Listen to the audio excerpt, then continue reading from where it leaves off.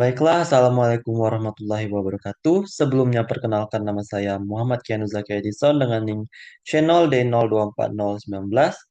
Dan pada hari ini saya akan menjelaskan mengenai konsep dasar akuntansi pajak dalam mata kuliah akuntansi perpajakan yang diampu oleh dosen Bapak Dr. Wirmi Eka Putra SEMSI, Bapak Lutfi SEMSC, dan Ibu Heriani SEMAK. Baiklah, untuk yang pertama yaitu untuk konsep dasar akuntansi pajak itu tersendiri. Akuntansi pajak adalah cabang akuntansi yang berfokus pada pencatatan, pengukuran, pengakuan, penyajian, dan pelaporan transaksi terkait kewajiban perpajakan sesuai peraturan yang berlaku. Ini menjadi penghubung antara akuntansi keuangan dan sistem perpajakan. Laporan keuangan disusun berdasarkan standar akuntansi keuangan (SAK) untuk investor dan pihak berkepentingan. Namun, perhitungan pajak mengikuti Undang-Undang Pajak Penghasilan (UU PPH) menciptakan perbedaan yang melahirkan konsep akuntansi pajak. Untuk konsep penting akuntansi pajak, yang pertama ada laba komersial dan fiskal. Laba komersial dihitung berdasarkan prinsip akuntansi umum, sedangkan laba fiskal berdasarkan ketentuan perpajakan untuk penghasilan kena pajak (PKP). Yang kedua, rekonsiliasi fiskal. Proses penyesuaian laba komersial menjadi laba fiskal melalui koreksi fiskal atau positif menambah, negatif mengurangi laba fiskal. Untuk perbedaan permanen dan temporer tersendiri, perbedaan permanen tidak akan berbalik, sedangkan perbedaan temporer akan berbalik pada periode berikutnya. Misal, metode penyusutan. Memahami konsep ini membantu perusahaan menghitung pajak secara tepat dan menghindari saksi. Untuk karakteristik informasi laporan keuangan, informasi laporan keuangan harus memiliki karakteristik tertentu agar dapat digunakan sebagai dasar pengambilan keputusan, termasuk penentuan kewajiban perpajakan. Yang pertama ada relevansi, informasi harus mampu memengaruhi keputusan ekonomi pengguna, penting untuk perhitungan pajak yang benar. Yang kedua ada representasi yang tepat atau andal. Informasi harus mencerminkan kondisi ekonomi sebenarnya, dicatat sesuai substansi, penting untuk pemeriksaan pajak. Yang ketiga, dapat dibandingkan. Informasi disajikan konsisten antar periode untuk analisis tren dan efektivitas perencanaan pajak. Dan yang terakhir, dapat dipahami. Informasi disajikan jelas dan sistematis agar mudah dipahami oleh semua pengguna, termasuk fiskus. Selanjutnya ada akuntansi perpajakan itu tersendiri. Akuntansi perpajakan adalah penerapan prinsip akuntansi untuk memenuhi kewajiban perpajakan, mencakup perencanaan, pengendalian, dan pelaporan pajak.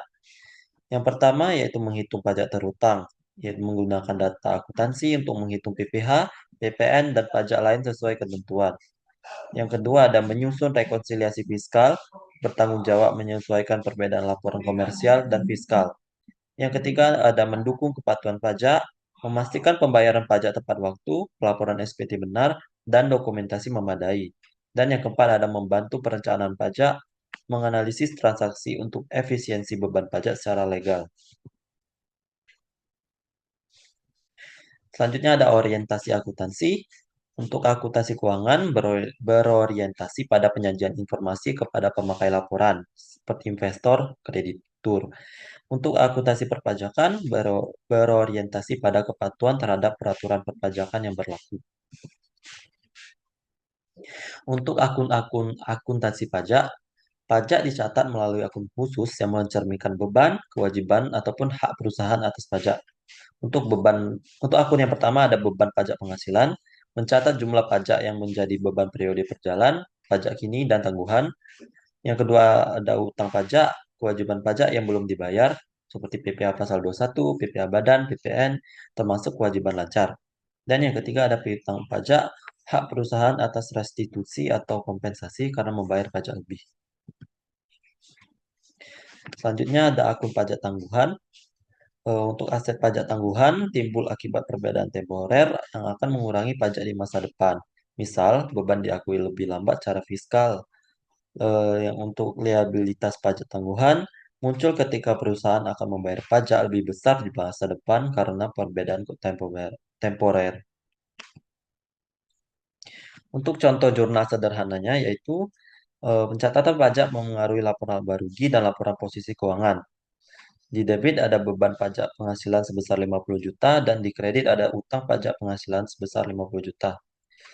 Dan saat pajak dibayar, utang pajak penghasilan 50 juta pada kas 50 juta.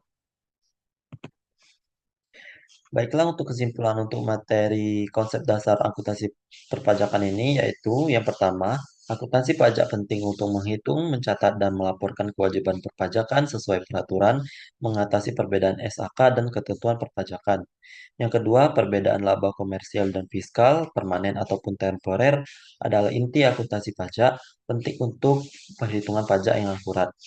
Yang ketiga, ada karakteristik informasi laporan keuangan, relevan, andal, dapat dibandingkan, dan dapat dipahami, memengaruhi kualitas perhitungan pajak. Yang keempat, ada akuntansi perpajakan berperan strategis dalam kepatuhan dan perencanaan pajak, meminimalkan resiko sanksi. Dan yang terakhir, ada akun-akun akuntansi pajak, mencerminkan posisi pajak perusahaan dalam laporan keuangan, dicatat sistematis sesuai standar. Baiklah, sekian penjelasan mengenai konsep dasar akuntansi perpajakan untuk RPS kedua ini. Semoga materi yang saya sampaikan dapat bermanfaat bagi semua orang. Terima kasih. Wassalamualaikum warahmatullahi wabarakatuh.